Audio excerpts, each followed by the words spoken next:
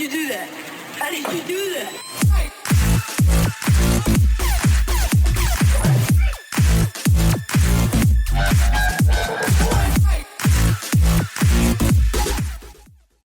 Welcome back everyone to another ESO build video. Today is going to be the update to Sting. Now this is a stamina Nightblade for the Wrathstone DLC. Its first release was actually last patch. This is a very recent build. And this is based on high damage output, survivability of course, uptime on buffs and debuffs and all that good stuff. But above all, this is about a very static rotation where everything applies on time, calculated, and you don't have to be confused with lots of different button presses and bar swaps and all that kind of stuff. It's a static rotation and you'll be able to perform just as much as everybody else without all the extra complications. So, we're going to go into the stats first of all. Make sure our potion is on, our buffs are up if necessary. First of all, we are sitting on 10k max magicka, 18.5k max health, and 36.9k max stamina, with 1,459 stam recovery. We are on 58.8% crit chance, although that does go up to 64 plus, and we're sitting on 11k resist across the board. Don't worry about the resistances, of course, because we do have that in our passive, so we are covered with that anyway. Now, we are on 64 points into max stamina. We don't need any points into health because we're sitting on 18k quite comfy as it is. And, of course, we are using Vampire Stage 4 with max health, max stamina food, and we are using the Shadow Mundus Stone. Now, I'm going to go into the skills in detail, so if you're not familiar with the Nightblade, this is probably going to help you quite a lot. If you are familiar already and you think you know it all, that's absolutely fine, but do bear in mind, if you do ask questions in the comment section below that have already been answered, then I won't be replying to those comments. This is at your own risk if you want to skip it, because you might find out some stuff you didn't necessarily know. So I'm going to go through all the different morphs, all where they come from, all that good stuff. Everything is going to be explained. Now, first up is Blood Craze. This is in a dual wield skill line. It's the second ability you unlock, so you will want to unlock Flurry first of all. If not, just put dual wield on and it will start unlocking the skills. Now, this is a single target damage over time ability which does a bleed effect over 9 seconds. It has an initial hit as well. But he's ignored by physical resistance, so it doesn't matter how much physical penetration you have or how many debuffs and buffs and bonuses are up. This will do a flat amount regardless, and of course it can crit as well. Now, the reason I chose this morph over Rend and Slashes, because Rend and Slashes has a slightly stronger initial hit, but the damage over time is exactly the same, is because once every 2 seconds you will actually heal off this ability. It's very, very nice damage over time, nice heal as well, and nice and cheap. This is our main single target dot that we just put on once every rotation. So keep this up as much as you can. Starts off as Twin Slashes, by the way. Morph it to Blood Craze. Now, you do have two options here. You can use this for the heal and the damage over time. Failing that, if you do feel like you're a little bit too squishy or you're in lots of situations where there's a lot of area of effect damage coming in, you can of course swap it to Deadly Cloak instead. Now, this is the fourth ability you unlock. It starts off as Blade Cloak, morph it to Deadly Cloak, and instead of applying a single target dot to the target, you simply do this. Blades spin around you, anything nearby once every 3 seconds will take damage, and you will receive 25% reduction to all area of effect damage, and this lasts for 15 seconds. It's a bit more expensive, but if you prefer this over this, you can of course use it. Next up is Rearming Trap. This is in the Fighters Guild skill line. You will need to kill Undead, Daedra, and Werewolf to unlock this, but you need Trap Beast, morph it to Rearming Trap.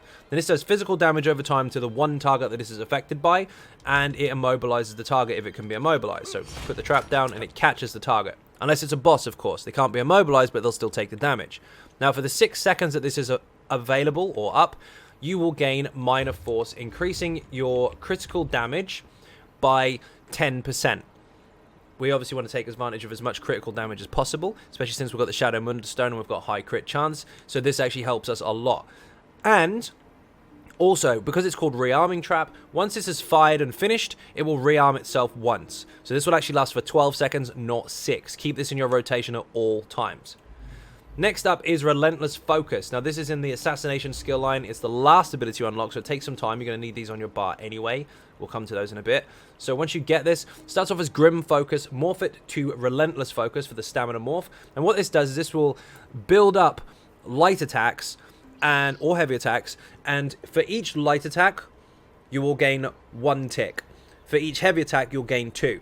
Now, once you hit 5 in either one or the other versions, or a combination of the two, you will actually get a different ability on your bar. This will actually give you a spectral bow, which will fire and do disease damage, single targets, really, really strong. But you must do 5 light attacks or a combination of light attacks and heavy attacks to get 5 ticks. So here's an example.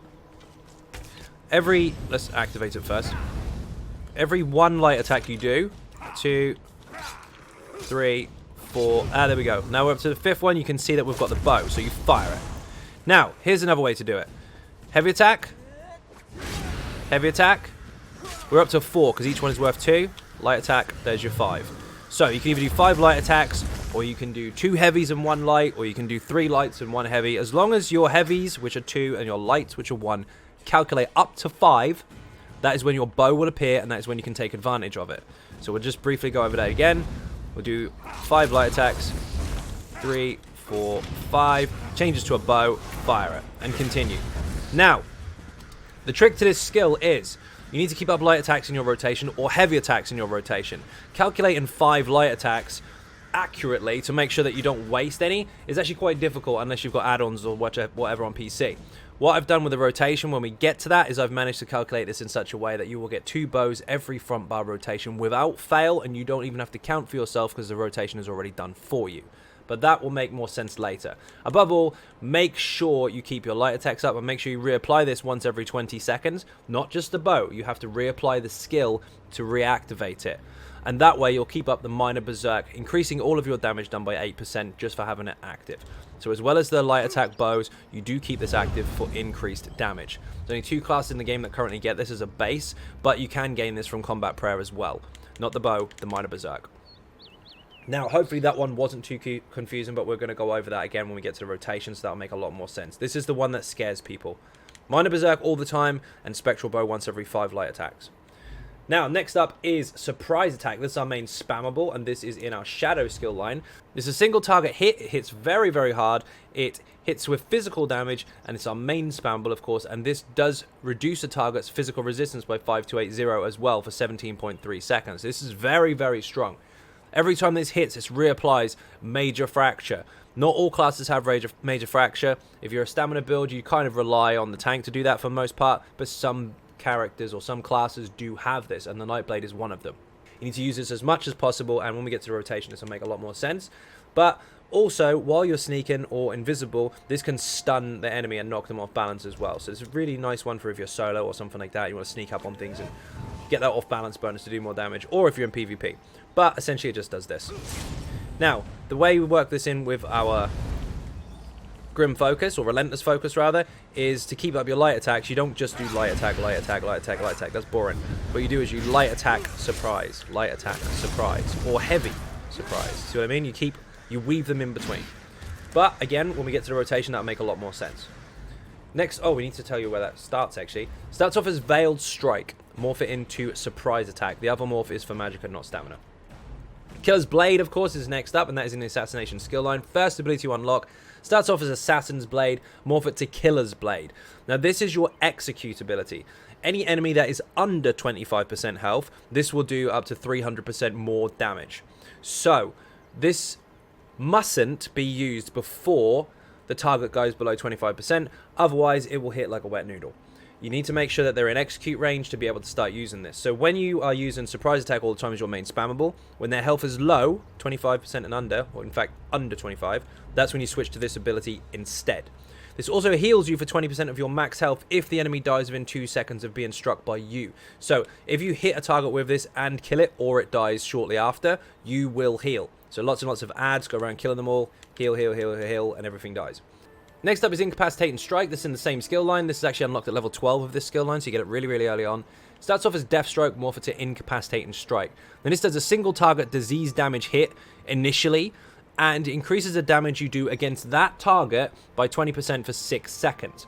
Now, if you have 70 ultimate and you fire this, it will do that. If you have 120 ultimate, it will actually stun the target if it can be stunned, but the effects are the same.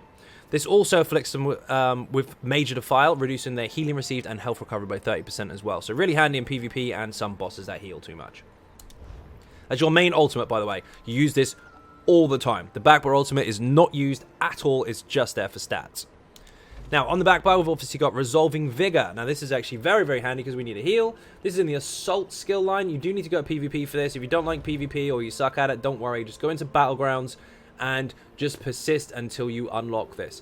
If you join Battlegrounds and you lose, you will still get Alliance points, so you will still unlock this. So it starts off as Vigor, morph it to Resolving Vigor. If people are teabagging the hell out of you because you die all the time, don't worry, you will still get alliance points for losing in Battlegrounds. Whereas in Cyrodiil, if you die all the time and don't get any alliance points, you lose out. So Battlegrounds is probably your best option for that. Now, this is very simple. Heals anyone caught inside that. Up to 6 people, including yourself.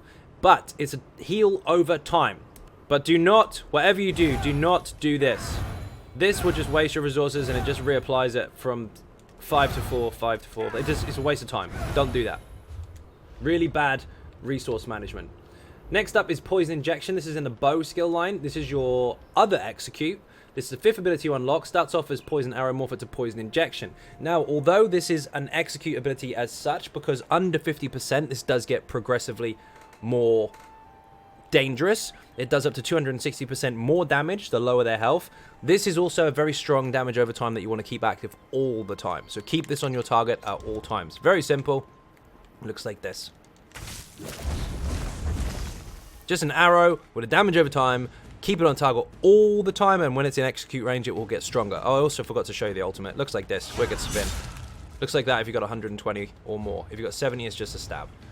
Now, after that, next up is, of course, Razor Caltrops. This is also in the Assault skill line, along with Vigor, so you will have to stay in Battlegrounds a little bit longer to get this. Now, this actually does an area of effect damage over time, and it's huge. So anything caught inside this, take initial damage and damage every 1 second. It's really, really huge. Very nice damage over time, but don't spam it because you will run out of juice quite quickly because it's a bit expensive. Starts off as Caltrops, morph it to Razor Caltrops. Next up, of course, is Leeching Strikes. Now, this is very, very important. You've got to keep this up all the time, but you do have to understand how it works. It's in the Siphoning skill line. Now, this will actually make your light attacks and your heavy attacks heal you. But also, this restores stamina. So every light attack or heavy attack that you do will heal you and restore stamina. It's really, really handy. But the longer it runs, the bigger the pool of stam return you get when this runs out. So basically, you apply it, puts the buff on you, lights and heavies heal and give stamina back. But if you, let's use some stamina up, watch my bar. If you reapply it while it's halfway through, you'll gain stamina back. If you let it run out completely, you will get the full pool. So basically, if you reapply it, however much it's accumulated over time, basically like Rally, you'll get back. But if you let it run out completely, you'll get the whole lot. So we keep this in our rotation all the time. I reapply it every rotation just to keep that passive stamina return coming. But if it does run out, just make sure that you do reapply it so you can gain this back. It's really, really helpful. Keep it up all the time. And finally, apart from the ultimate, is Endless Hail. This is in our bow skill line, second ability to unlock. And this is Volley, first of all, turns into Endless Hail. There's also another damage over time on the ground.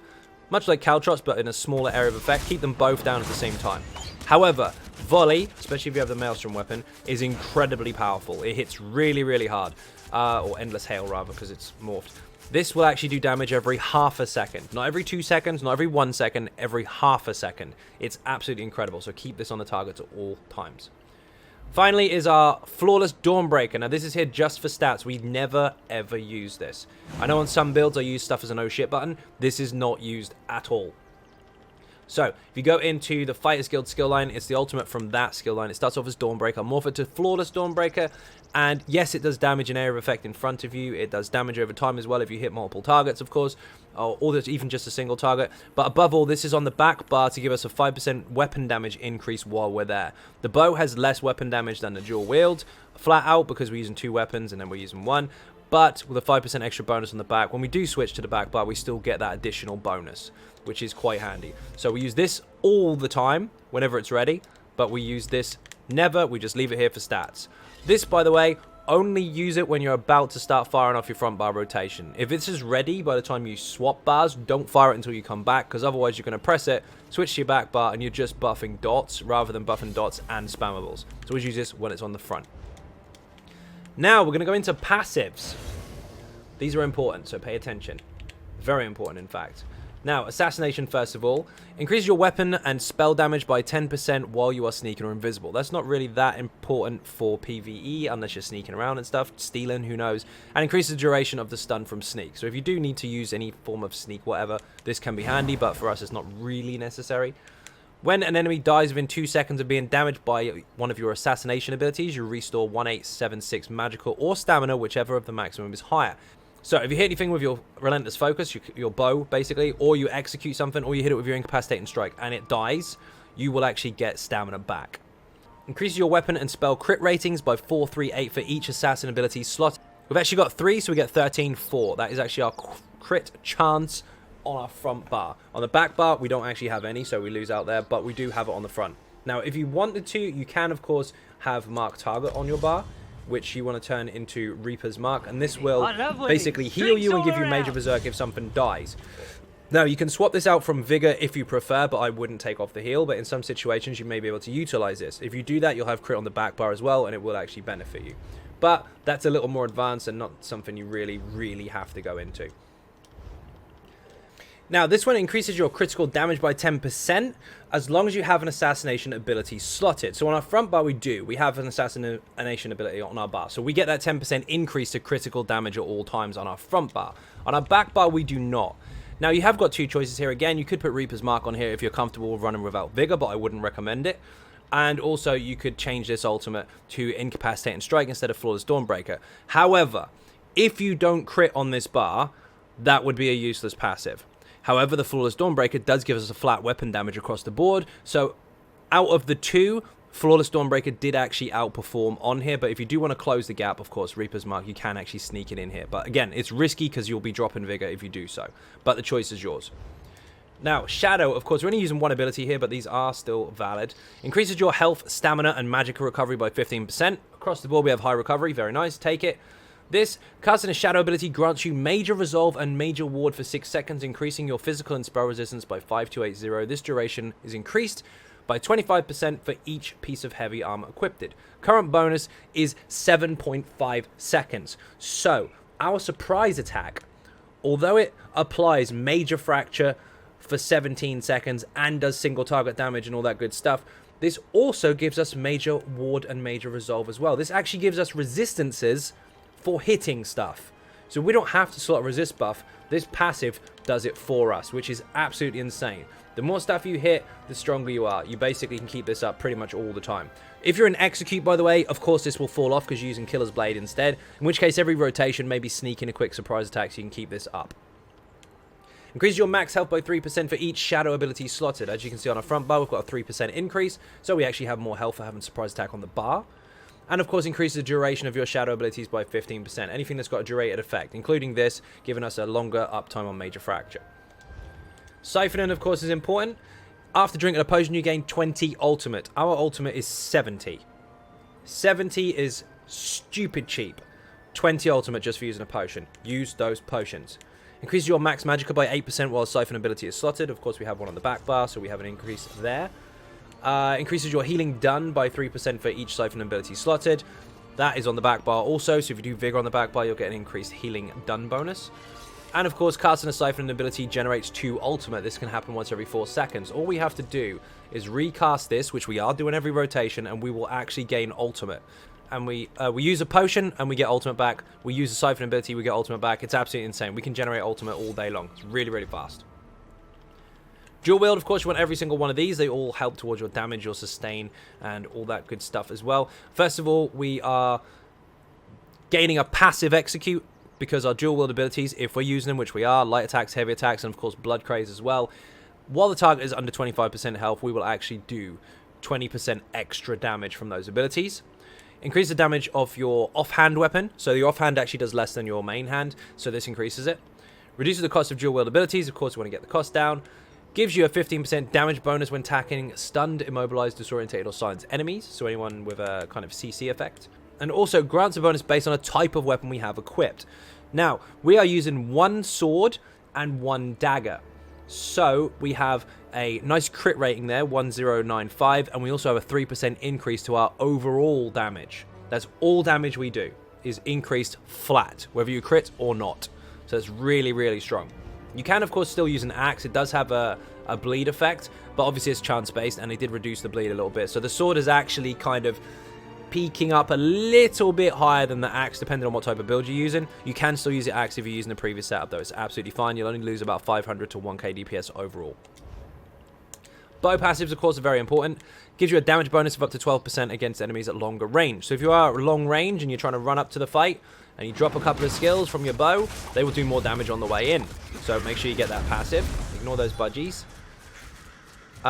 Increase weapon crit rating by 1095. So we don't have daggers on the back bar, so we don't get the extra bonus, but obviously we do get the same bonus for being a bow in the first place, so we've got a nice crit bonus on the back.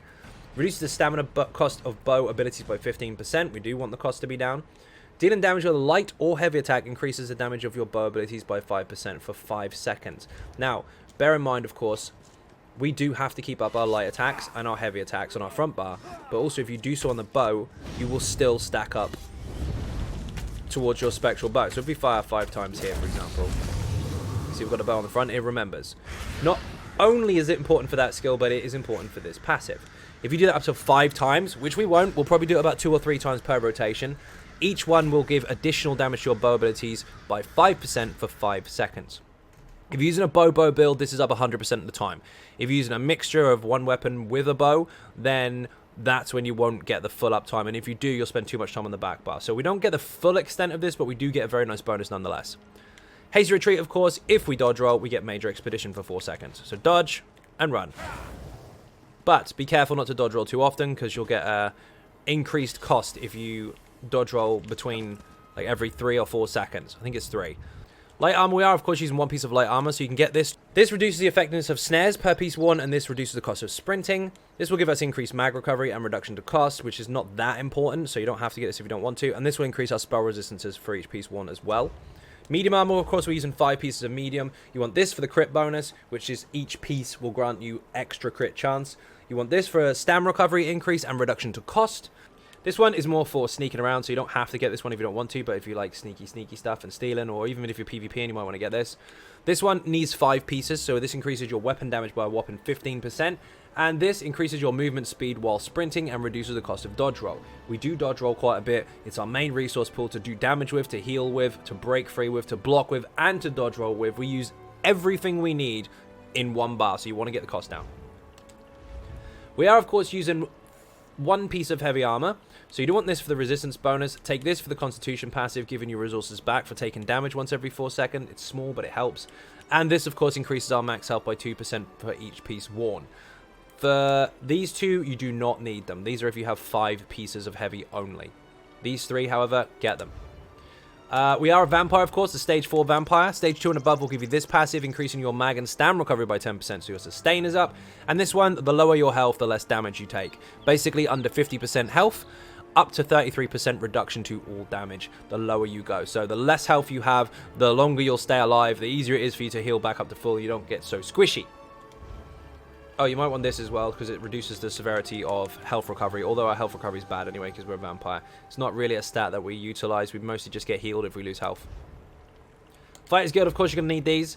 This reduces the cost of your Fighter's Guild abilities. We are using 1 actively, which is the Beast Trap. We want to get the cost down. This increases the weapon damage by 3% for each Fighter's Guild ability slotted.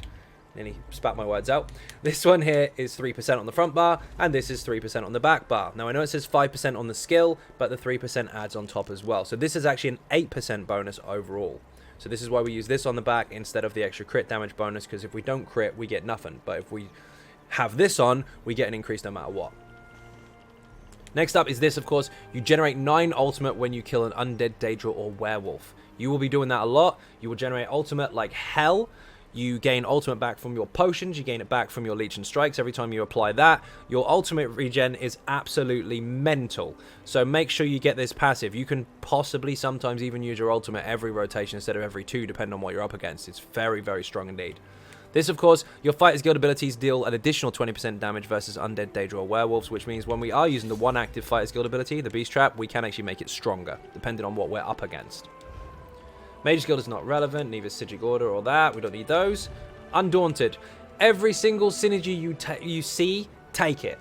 You will get 740 health back, you will get 1479 stam back, and you'll get 401 magic back. Take those synergies. 4% of all your resources. Every single synergy will either give you resources back, heal you, do damage, shield you, or whatever effects. They're all beneficial. Take every single one you can see. Increases your max health, stamina, and magic by 2% per type of armor worn. We're wearing 1 light piece, 1 heavy piece, and 5 medium pieces. So we've got 3 different types of armor, so we get 6% bonus across the board. And for those of you that like the last build, we are still a Wood Elf. Because now this increases our physical and spell penetration for 6 seconds after you dodge roll. And movement speed. So not only do you get your movement speed when you dodge roll anyway, you get an increased movement speed, so we're really, really fast, hence why there's so many different bonuses at the bottom there. And of course, when you do so, your penetration goes up. So if it's an oh shit moment, you're the last one alive, the boss is going to heavy attack you, quickly dodge roll, and then finish him with an execute, you'll hit him harder because your penetration went up. Also, that helps a lot in PvP, and of course inside mechanics where you have to get out and get back in again, you come back in with more burst. It's really, really nice on the Nightblade. It's nice full stop, but it's very, very handy for us.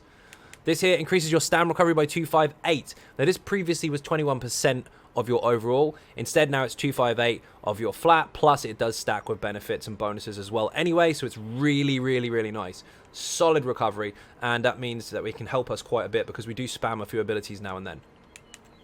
Increases your max stamina by 2,000 and your poison resistance by 2310, so we actually have a resistance to poison, and we are immune to poison status effects as well, so we won't get that dot on us. That poison dot with a skull on it that does really high damage will never be affected by that because it doesn't affect us. Now, you can be an orc if you prefer, because I know people are going to be screaming, what about an orc, what about an orc? Yes, you can. Yes, I've tried it. No, the damage was not higher. Based on this rotation, we had to alter our food, which put us on Dubious Command Throne instead. With that in mind, of course, although they have the higher weapon damage, they lost stamina and health because we had to bring them both down, meaning our flat damage was actually slightly less. So although we had the increase of weapon damage, our flat stamina went down, and these actually met very, very close to the middle. In fact, the orc did about 500 damage less. So the recovery actually helped us have higher max stats with our food, meaning we did more damage slightly overall on this build anyway. Not all builds necessarily, but this particular one is very, very nice indeed. So if you are an orc already, don't panic, you can use it, but you might want to use Dubious Command Throne instead. Now, the most important passive in the game, in my opinion, is of course medicinal use. 30% duration increase on your potions. So we are using weapon pots, of course. We're using these shiny ones here, wherever they're gone. Here we go. This will give us Major Brutality, which will give us an increased weapon damage by 20% for 47 seconds. We have Major Savagery all the time, which increases our crit chance by 10%. And of course, we have Major Endurance, increasing our stamina recovery by 20%. This is a 47.6 second buff once you activate it, with a 45-second cooldown. So you can have this up 100% of the time. Don't use potions just because you're low resources. Use potions all the time. Keep your resources up. It's really, really nice. Massive buff. If you don't have medicinal use, they will be under the cooldown and you will have gaps in your damage output and your sustain. So, next up is the gear. Now, we're using a Nirnhoned Dagger of Unfathomable Darkness. Then what this does is will give us crit chance, penetration, weapon damage, and when you deal damage, you have a 10% chance to call and murder crows. You've probably seen them already, where the budgies fly around your head and they do damage once every 3 seconds in the form of direct damage to the closest target. These are really, really fun. They hit bloody hard, and although they last 12 seconds with a 15-second cooldown, there's a gap every single hit. So after the 12 seconds is gone, 3 seconds after it can reapply. So it's a 12-second uptime, 3-second down. But every single hit is 3 seconds apart anyway, so effectively you can have 100% uptime on it. We are also using a sword as well. Previously we were using an axe, but now we're using a sword, although if you still have an axe, that's just fine. The difference is minimal. But to optimize, of course, we've gone dagger and sword. Now, Nirnhoned on the main hand, sharpened on the off hand. You can go precise, but I found the results to be a little bit less. Sharpened actually performed really, really nice and helped us hit a certain kind of peak as far as our personal penetration bonuses are concerned, which made room for other buffs on top, including Crushers, Alkos, and Minor Fracture and all that good stuff. So, these are done on purpose, but we've done 2 weapons and 3 jewelry. You can go 2 weapons and 3 body pieces. It's entirely up to you, whichever order you've got it in, but you must have 2 weapons on the front bar. The reason being is when you swap to your bow bar, you will lose the set. But because the proc has a duration, you can proc it on the front bar, swap, and it will still carry on. So this is much more optimal to have it just on the weapons and jewelry.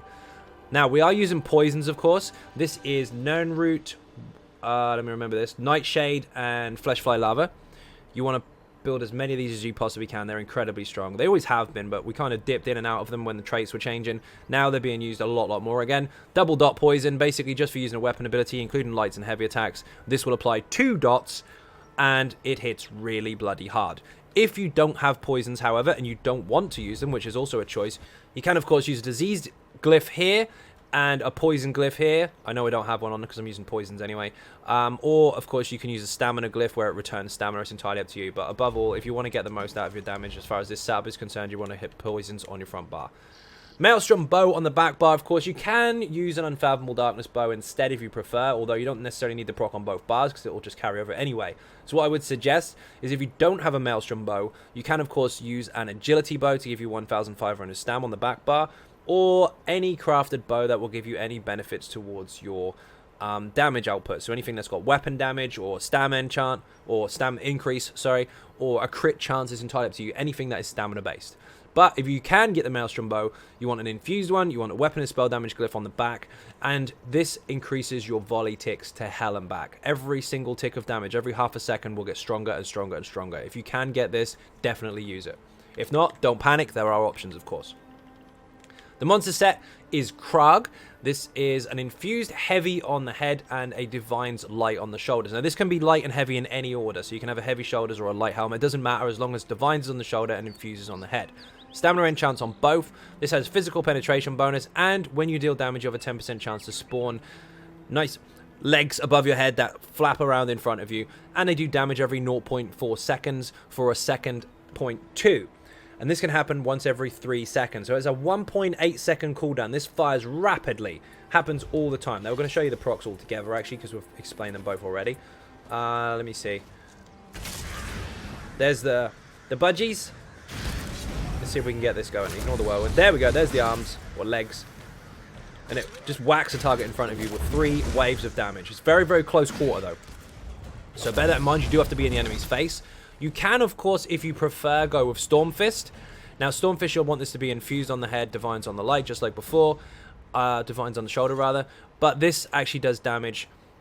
Same chance, but this does damage differently to the other set. This one is a damage over time and fires very, very fast. This fires a big Stormfist underneath the target. Does lightning damage every 1 second for 3 seconds, then does a final physical hit. That lightning damage, by the way, is a reason why sometimes certain passes are higher than others with Stormfist, because it can proc minor vulnerability up to about 20% of the time, increasing your damage output by 8%. So just bear that in mind if you are using that. Your numbers might fluctuate quite a bit between tests, depending on your luck. But either one of these works, especially this one, because you've got a stam recovery bonus. So if you are struggling, you haven't got the rotation down quite, and you've fallen out of stamina all the time, you can use this instead. But Krag will outperform it slightly. Now, the other set, of course, is Reliquin. You do not need the perfected version. You can use the basic version and go to normal Cloud Rest. Don't be scared of trials. If you see pickups, raise your hand, get stuck in. If you don't ever get in pickups, you can be the one to say, hey, I'm hosting normal Cloud Rest.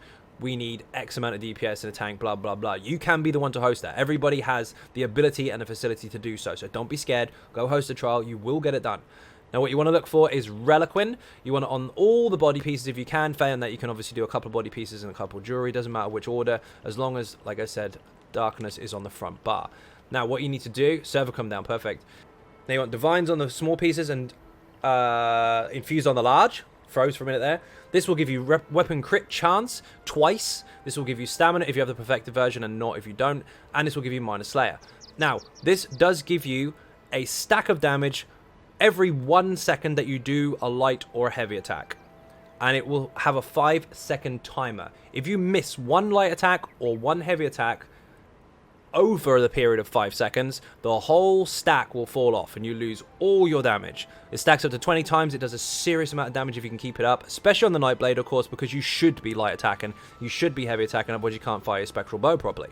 So as long as you're keeping up your rotation, this should never fall off, unless you're in mechanics. In which case, be careful. Make sure that if you do have to run out of the way, keep up a light attack or so every 4 seconds maximum, because 5 is going to run out, and that way you don't lose the procs. As you can see, they're stacking up and up and up. So keep those up at all times. That way you'll get the most out of your damage. If you can't do that, if you honestly can't use this set, then of course you can use Hundins or anything else that suits you. Whatever you can get your hands on, you will get less damage overall on a pass, if you like, on a flat skeleton kill. But if you can't actively use the set, then it's not going to be a negative anyway. Whatever you put in place of this is going to be where your average is. This is not an increase to your damage if you can't use it. In fact, it's a negative completely if you can't use it, because there's no point wearing it if your stacks don't stay up. What you can also use in this place is Alkosh. If you get an abundance of synergies in your group, you put Alkosh on instead.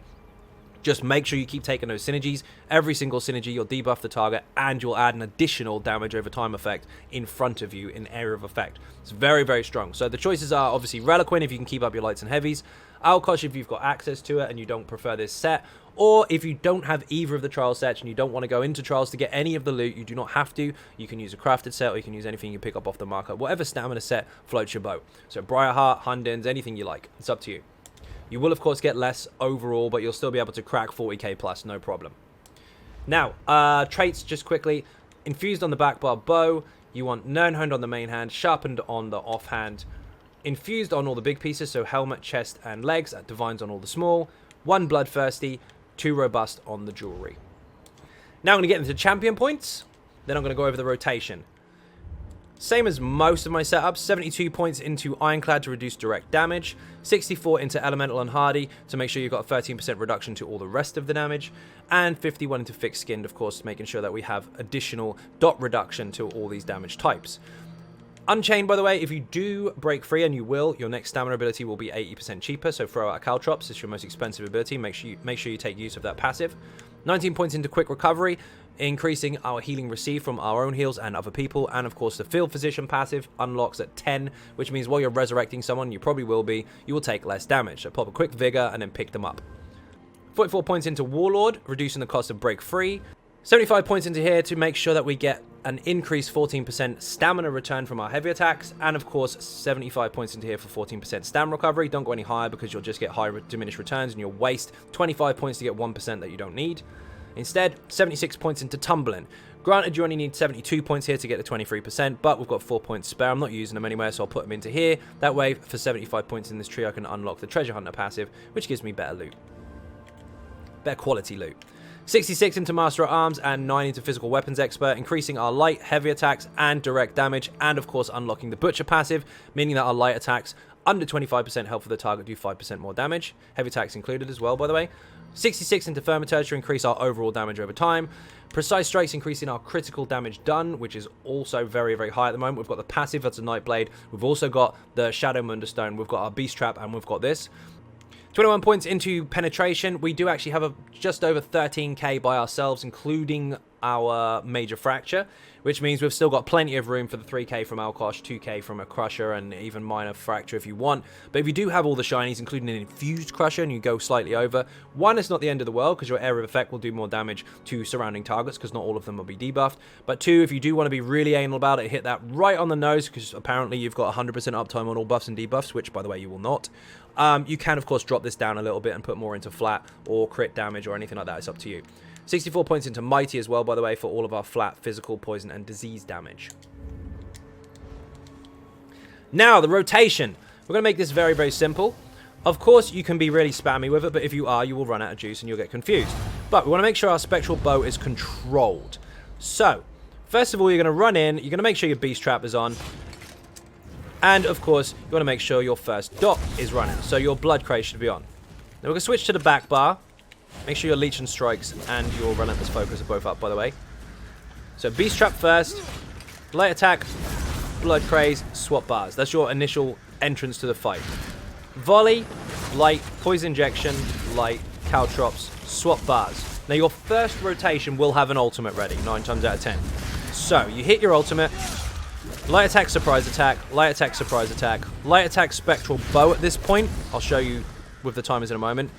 Light Attack, Surprise, Light Attack, Surprise. Light Attack, Rend and Slashes, or Blood Craze. Light Attack, your bow again. Light Attack, Beast Trap, swap. Now that's your burst. That's very complicated, but that's your burst. However, after that, and from the beginning, if you prefer to keep it that way the whole way through, this is what you actually need to do to keep up all your buffs and timers. So we're going to go with this. We're going to pretend we've done our back bar rotation. We've just come in. We're in a fight. This is what's going to happen. On your front bar, you're going to have a bow straight away. So use that. Then heavy attack, surprise attack. Heavy attack, surprise attack. That's 4 ticks. Light attack, that's 5 ticks. Fire your bow. Light attack, rend and slashes. Light attack, relentless. Light attack, beast trap. Swap. Watch very carefully here. Light, poison. Light, leeching. Light, caltrop. Swap. Bow is ready. Heavy surprise. Heavy surprise. Light bow. Light blood craze. Light bow again to reapply it. Light beast trap. Swap. Volley. Light. Poison. Light. Leeching. Light. Caltrop. Swap. Bow is ready. Light bow. Heavy surprise. Heavy surprise. Light bow. Light blood craze. Light relentless. Light beast swap. Volley. Light. Poison. Light. Leeching. Light. Caltrop. Swap. Watch, the bow's ready all the time. You see that? Heavy surprise. Heavy surprise. And then a light attack bow. If you're watching very carefully, you'll notice that although that's a very, very, very static rotation, every single time, based on the lights and heavies applied, we have calculated up a guaranteed 2 bows every rotation. Every single one. Because the first one has all the light attacks from the front and back bar winding it up. And the second one is 2 heavy attacks, which is 2 ticks per heavy. So that's 4 ticks and 1 light attack. You'll notice that I don't wait for it to appear and then light attack fire it. I light attack and preempt it. I'm already there. So, for example, we'll get this ability up again. We'll do a back bar rotation. So, volley, light, poison, light, leeching strikes, light, caltrop, swap. Bow is ready. Heavy, surprise attack. Heavy, surprise attack. Now, I don't wait for it to appear. I light attack press it. Light press. You see it wasn't there, and then as soon as I press light attack, it's ready. I've seen a lot of people do this. Let's build it up really quickly. I've seen a lot of people build it up, and when they see it, that's when they light attack bow. False. If you want to be extremely accurate, make sure it's ready on this bar, which we are doing. And obviously we've swapped bars now. We've just come from the back bar to the front, so we'll fire it. Heavy, there's 2. That's 2. That's the last one. If you stick to that, you will never ever fail it. It sounds confusing. The burst, again, as soon as you're in and you've got your dots down and you've got your buffs up, you can basically fire your back bar. This is your first approach. Ultimate, light surprise, light bow, light surprise, light bow again, light rending, light beast trap, swap. And this is where you start going through without any downtime on anything. Bow is ready. Heavy surprise, light bow, light rending, light bow again, light beast trap, swap. Volley, light, leeching, light, caltrop, swap. Bow is ready. Heavy surprise. I know server's going down. Heavy surprise. Light bow, light rending, light bow again, light beast trap, swap. Just repeat. Now, very importantly, you only use your ultimate when you swap to the front bar. Don't do a whole front bar rotation, then fire an ultimate because you're on the back and it's useless. Wait until you switch to the front. If it's not ready, carry on your rotation. If it fires and it's ready to go just as you're at end of the rotation, don't worry about it. Swap bars and just carry on and get ready to do it when you swap. Very important that you apply it at that time. Nightblade can be extremely complicated, but it doesn't have to be. So hopefully that makes some sense. Your initial burst, if you're not experienced enough, is not that important. You don't have to do that.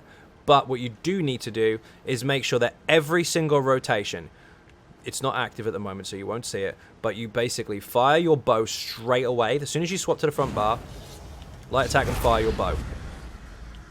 Heavy surprise attack, light bow.